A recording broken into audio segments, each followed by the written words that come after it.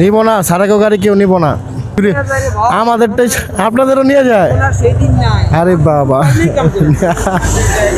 যে একটা অবস্থা এখন, মানে দেশের অবস্থা খুবই বাজে।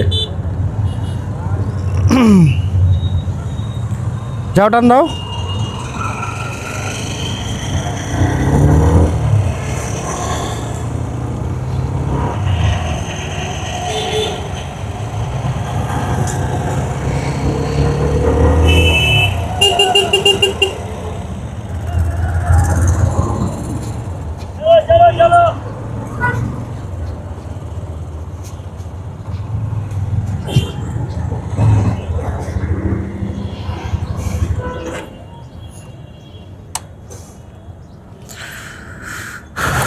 নিজে খানা না খান, নিজের গাড়িকে সবসময় তেল খাওয়াইতে হয়।